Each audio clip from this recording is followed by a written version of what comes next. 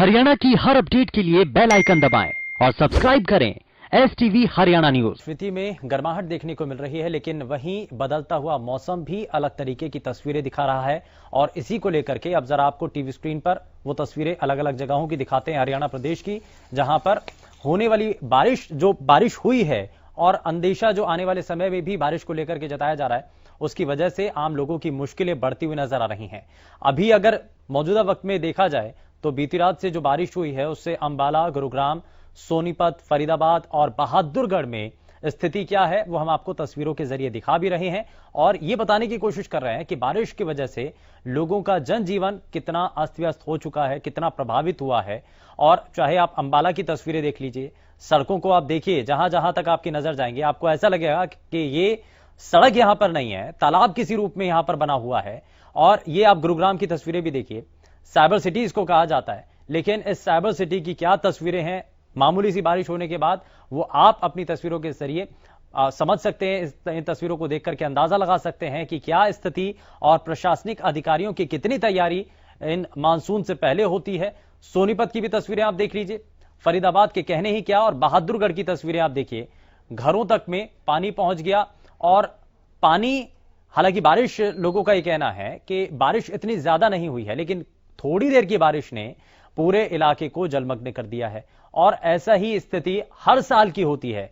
बीते किसी भी साल का अगर आप आंकड़ा उठाइए, तस्वीरें देखिए, रिकॉर्ड देखिए, तो वहां पर कुछ इसी तरीके से आपको तस्वीरें देखने को मिलती हैं। लेकिन हर साल ऐसा क्यों होता है, ये एक बड़ा सवाल है। और हर साल की गलतियों से क्या प्रशासन को कोई सीख नहीं मिलती है?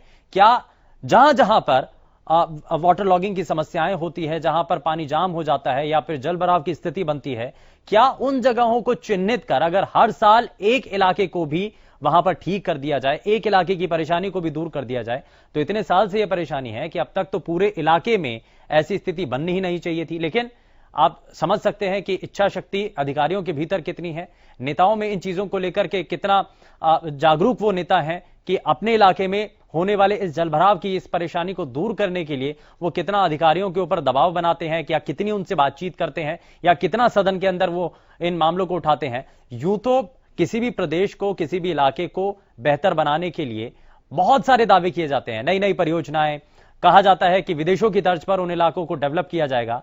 लेकिन कितना डेवलप हो पाते हैं वो इलाके, कितनी उनकी तस्वीरें बदल पाती हैं, ये बुनियादी जो आधारभूत ढांचे की कमी है वो यहां आप इन तस्वीरों के जरिए देख करके समझ सकते हैं।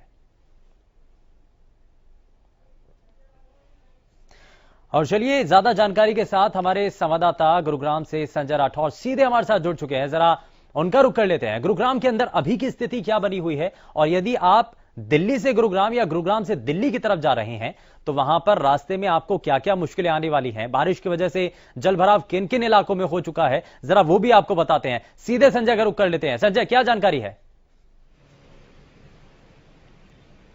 जी बिल्कुल शुभेंदु, इस समय मैं मौजूद हूँ राष्ट्रीय राजमार्ग नंबर 8 पर। आप देख सकते हैं कि हाईवे के ऊपर जल भराव की स्थिति है वो बनी हुई है, और साथ ही साथ जो जाम लगना है स्टार्ट हो गया है। आप देख सकते हैं कि हाईवे पर जाम की स्थिति जैसे जैसे शाम का समय नजदीक है वैसे वैसे जाम की स्थिति बढ़ती जा रही है। और जो राष्ट्रीय राजमार्ग है उस पे जल भराव की स्थिति बारिश के तुरंत बाद से ही होनी स्टार्ट हो गई। हालांकि यहाँ पर जो जिला प्रशासन है उनके जो दावे हैं वो खोखले नजर होते आ रहे हैं, क्योंकि जिला प्रशासन के द्वारा करीबन 2 दर्जन से भी ज्यादा जल निकासी के लिए पंप की व्यवस्था की गई थी, लेकिन धरातल पर मात्र एक ही पंप नजर आ रहा है। तो साथ ही साथ आप देख सकते हैं जहां तक हमारे कैमरे की नजर जा रही है वहां तक जल भराव की स्थिति देखने को मिल रही है। मेरे साथ जो लोग जाम में फंसे हुए हैं मैं उनसे भी बात करना चाहूंगा। नाम बताएं।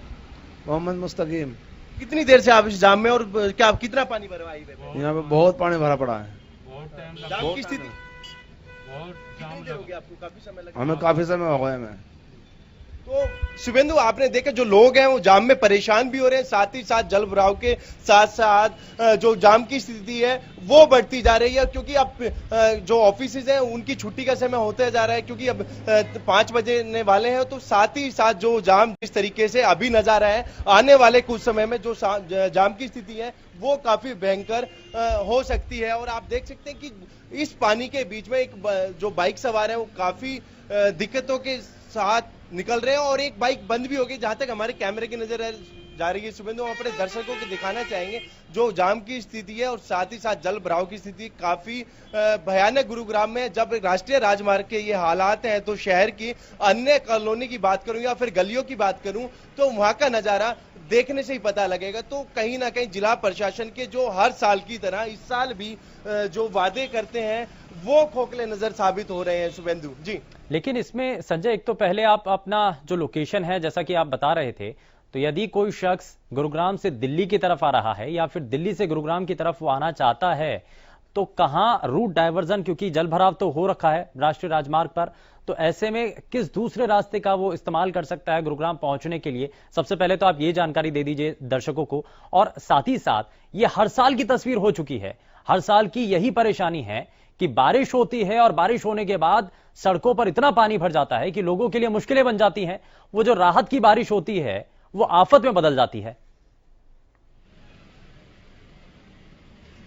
जी शुभेंदु, बिल्कुल। सबसे पहले मैं आपको बताना चाहूंगा इस समय मैं मौजूद हूं गुरुग्राम के नरसिंहपुर गांव के बिल्कुल सामने नेशनल नंबर 8 हाईवे नंबर 8 पर। साथ ही साथ जो आज स्थिति नरसिंहपुर गांव के सामने है, इससे पहले गुरुग्राम के हिरोंडा चौक पे ये तस्वीरें देखने को मिलती थी। हालांकि सरकार के द्वारा वहां एक फुट ओवर ब्रिज की व्यवस्था कर दी गई, लेकिन वो स्थिति अब नरसिंहपुर गांव के यहाँ आ गई है। और साथ ही साथ हम बात करें, अभी जिला प्रशासन के द्वारा रूट डायवर्जन का कोई मैप तैयार नहीं किया गया और जो जल भराव की स्थिति है वो बढ़ती जा रही है, क्योंकि जल निकासी की कोई पर्याप्त जो उनके पास योजना नहीं है जिला प्रशासन के पास।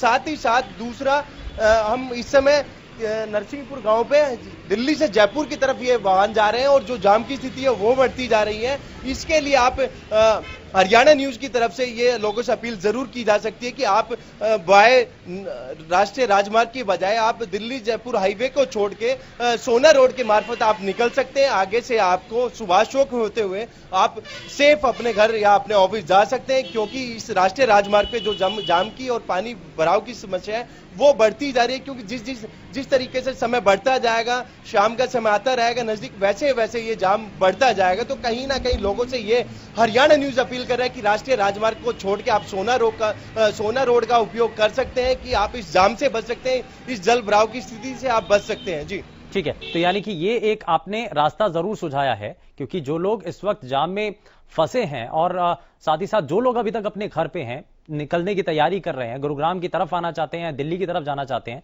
तो उनके लिए ये एक ऑप्शन है, एक विकल्प है कि आप इस रास्ते को इख्तियार कर अपनी मंजिल तक पहुंच सकते हैं। लेकिन संजय, ये हर साल की स्थिति है, ऐसी तस्वीरें हर साल देखने को मिलती हैं। हर साल प्रशासन के ऊपर सवाल उठते हैं, नेता कहते हैं कि हम प्रशासनिक अधिकारियों के साथ मिलकर के उन पर दबाव बना करके या उनके साथ मिलकर के काम कर रहे हैं और आने वाले समय में ऐसा नहीं होगा। लेकिन उसके बावजूद भी हर साल ऐसी तस्वीरें देखने को मिलती हैं। समाधान कब होगा, कैसे होगा और कितने कदम अभी तक आगे बढ़ पाए हैं? कहीं ऐसा इलाका कोई नजर आता है जहां पर इन परेशानियों को पीछे छोड़ा गया हो या ठीक हो गई हो वहां पर यह परेशानी? जी बिल्कुल शुभेंदु, सबसे पहले तो जब भी बारिश आती है जिला प्रशासन वादे करता है, हर साल की बात, इस साल भी वादे जरूर किए गए थे, लेकिन बरसात में वो वादे बहते नजर आते हैं। और वही एक बड़ा कारण है कि जो जिला प्रशासन की बात करूं या फिर सरकार के नुमाइंदों की बात करूं, वो बड़े बड़े वादे जनता से जरूर करते हैं, लुभावने वादे जरूर होते हैं क्योंकि उनको वोट लेना होता है, लेकिन उसके बाद ग्राउंड के हालात हम अपने दर्शकों को दिखा रहे हैं। कितने भयानक ये दृश्य है, क्योंकि गाड़ी के जो टायर हैं वो पूरे उसके अंदर है, बाइक सवार आप बोनट तक पानी यहाँ आता है। लेकिन जिला प्रशासन के जो दावे हैं सिर्फ वो कागजी साबित होते हैं, क्योंकि अब से कुछ दिन समय पहले जब हमने जिला प्रशासन के अधिकारियों से बात की तो उन्होंने हमें ये चीज जरूर बताई थी कि हमारे पास पर्याप्त इंतजाम इस पर हमने किए हैं, रूट डायवर्जन हम समय पे करेंगे, लेकिन उसके बावजूद भी धरातल पे कुछ नजर नहीं आया। करीबन 2 दर्जन से ज्यादा उन्होंने पानी निकालने के लिए पंप की व्यवस्था की गई थी, लेकिन करीबन 2 किलोमीटर लंबा ये जाम भी है और साथ ही साथ जल भराव है इसमें, अभी तक मात्र एक पंप यहां लगाया गया। तो कहीं ना कहीं ये बड़ी समस्या है। आप वादे जरूर करते हो लेकिन उसको पूरा नहीं करते,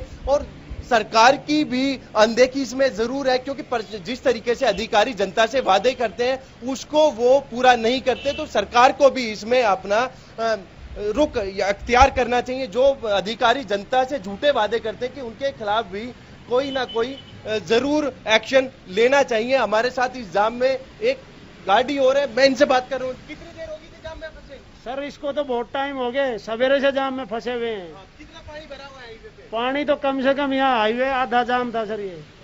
तो आपने देखा सुमेंदु, सुबह से ही ये जाम की स्थिति बनी हुई है, पानी जल भराव है, लोग काफी दिक्कतों का सामना करना है, लेकिन सरकार को भी इसमें अपनी भूमिका निभानी होगी। जो अधिकारी या कर्मचारी जनता से झूठे वादे करते हैं उनके खिलाफ भी एक्शन लेना होगा। संजय, ये जो जिस इलाके पे आप खड़े हैं, कितना लंबा स्ट्रेच यहां पर है जो कि पूरी तरीके से जलमग्न हो चुका है? जैसा कि आपके पीछे भी तस्वीरें नजर आ रही हैं कि गाड़ियां जो हैं बड़ा मुश्किल वहां से गुजर पा रही हैं, बाइक सवारों को कितनी परेशानी हो रही है। कितना लंबा ये स्ट्रेच है जहां पर जलभराव हो रखा है?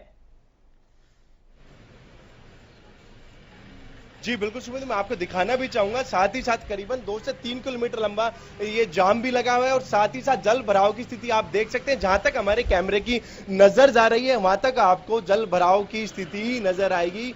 ये राष्ट्रीय राजमार्ग का हालात हैं जो हमारे दर्शक देख रहे हैं, और ये सरकार भी जरूर देखे कि लोगों को कितनी दिक्कतों का सामना करना पड़ता है। करीबन 2 से 3 किलोमीटर लंबा ये जल भराव इस राष्ट्रीय राजमार्ग पे है, और साथ ही साथ जो जाम भी लगना स्टार्ट हो गए हैं, तो कहीं ना कहीं लोगों को काफी दिक्कत इसमें हो रही है। और मैं एक बार फिर यही कहना चाहूंगा, सरकार को इसमें अपना रोल अदा करना जरूरी है शुभेंदु। उन अधिकारियों के ऊपर नकेल कसनी जरूरी है जो जनता से झूठे वादे करते हैं। हालांकि एक बड़ा सवाल निशान ये भी खड़ा होता है जिला प्रशासन में, जो आपने 2 दर्जन से ज्यादा पंप जल निकासी को करने के लिए आपने उपयोग में लाने थे, मात्र वो एक ही पंप वहां नजर आ रहा है। तो अपने आप में काफी बड़ी ये चीजें दर्शाती है सरकार जो जिला अभी क्या प्रशासन व्यवस्था है संजय? यहां अभी व्यवस्था क्या बनाई गई है? कितने पंप सेट? अभी आप जैसा कि जानकारी दे रहे थे कि एक पंप सेट जरूर यहां पर लगाया है, लेकिन क्या इसमें काम को तेजी से करने के लिए क्या पंप सेट की संख्या बढ़ाने की बात भी है? जी शुभेंदु, करीबन 3 किलोमीटर लंबा जल भराव और उसके साथ ही साथ जिला प्रशासन के द्वारा एक पंप यहाँ लगाया गया है, तो इससे साफ ही उनकी जो कार्यशैली है वो दर्शा रही है कि मात्र एक पंप 3 किलोमीटर, जो बाकी के जो पंप है वो उपयोग में यहाँ नहीं लिए जा रहे हैं। आप देख सकते हैं मात्र एक पंप है, जैसे ही गाड़ी गुजरती है जो पानी का बहाव वो तेज हो जाता है। तो कहीं ना कहीं जिला प्रशासन की नाकामी जरूर है कि क्या कारण रहे कि वो अपने जो इंतजामात हर साल वो टीवी के माध्यम से, अखबार के माध्यम से जनता से जो वादे करते हैं, वो बड़े बड़े इश्तिहार वो छपवाते कि हमारी तरफ से ये प्रयास किए जा रहे हैं, लेकिन धरातल पे कोई भी नजर नहीं। हालांकि अभी मुझे करीबन हरियाणा न्यूज की टीम को 1 घंटे से ज्यादा यहाँ हो गया है, अभी तक प्रशासन का एक कर्मचारी की बात करें या फिर एक अधिकारी की, वो तक यहाँ देखने के लिए नहीं आए। तो इससे उनकी जो कार्यशैली है वो साफ नजर आ रही है। क्योंकि बिल्कुल, बहुत शुक्रिया संजय इस जानकारी के लिए और ये तस्वीरें हमारे सभी दर्शकों तक पहुंचाने के लिए, और ये बताने के लिए भी कि इस मुश्किल भरे रास्ते से निकलने का अब समाधान इसका क्या हो सकता है। यानी कि अगर राष्ट्रीय राजमार्ग पर जलभराव की स्थिति बनी हुई है तो कौन सा रास्ता आपको अपनाना है, यदि आप दिल्ली से गुरुग्राम आ रहे हैं या गुरुग्राम से दिल्ली की तरफ आपको जाना है। तो ये चीजें भी, ये तस्वीरें भी हमने आपको बताने की कोशिश की है।